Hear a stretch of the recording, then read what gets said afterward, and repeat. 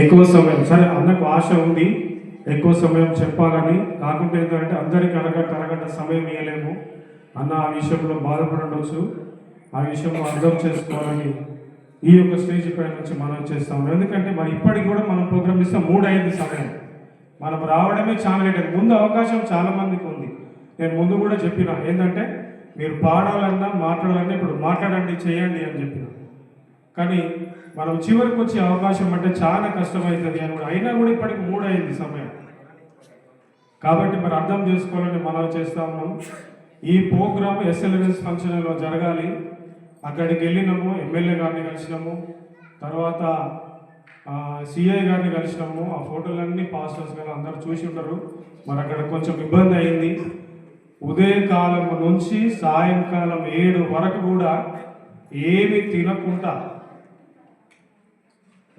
నమ్ముతారా, ఎంతో ప్రయాసపడ్డాం. ఏంటంటే మనం ప్రోగ్రాం జరగాలి. సరే దాని వెనకాల ఏమేమి జరిగినాయనే తర్వాత విషయం, కానీ రాత్రి 7 గంటల వరకు మరి ఎక్కడన్నా ఏందని అధికారులు అందరూ ఫోన్ చేస్తూ ఉన్నారు. ఎక్కడ మీరు ప్లేస్ చెప్పండి, ఎక్కడ మీరు ప్లేస్ చెప్పండి అంటే మేమేం అదే ఫిక్స్ అయి ఉన్నాం. లేదు పాస్టర్ గారు ఒక్కటొద్దు, వేరేది ఇంకేదన్నా చెప్పండి అని అంటే సడన్గా మా పాస్టర్స్కి ఒక్కరేసారి అంటే వచ్చేసింది. అక్కడైతే ఓకే నాన్నగా ఓకే అని చెప్పి మేము అన్ని విధాలు సహకరిస్తామని చెప్పి ఇక్కడ అవకాశం ఇచ్చిండ్రు. అట్లా కూడా కొంచెం డిస్టర్బెన్స్ అయి కొంతమంది రాలేకపోయిండ్రు. ఎందుకంటే మేము నైట్ వరకు కూడా ఎవరికి కూడా సరిగా చెప్పలేకపోయినాం. దానివల్ల కూడా కొంచెం మిస్ అయ్యి అనుకుంటా ఉన్నాం. దీనికి సహకరించినటువంటి నతనేల్ పాస్టర్ గారి సంఘం, తిమోతి బ్రదర్ కానీ వారందరూ కూడా వచ్చినటువంటి వారందరికీ కూడా ప్రత్యేకంగా వందనాలు.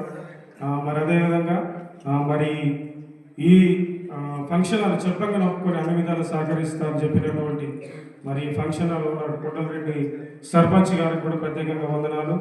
మరి అదేవిధంగా మా సంఘ పెద్ద బాలమనమ్మ లేచిలో కూడా మా బాలమనమ్మ కూడా ప్రత్యేకంగా వందనాలు. ఎందుకంటే ఆ వయసులో కూడా మరి నేను ఖచ్చితంగా ప్రోగ్రాంకి వస్తా, నేను ఒకటే మాట చెప్పిన, లేదు పాస్టర్ గారు నేను వస్తా అమ్మ, మరి సాధన అవుతుందా కాదంటే లేదు నేను ఖచ్చితంగా వస్తా పాస్టర్ గారు అని చెప్పి అందరినీ తీసుకొని వచ్చింది. ఒక 5, 6, 10 మంది తీసుకొని వచ్చిందమ్మ.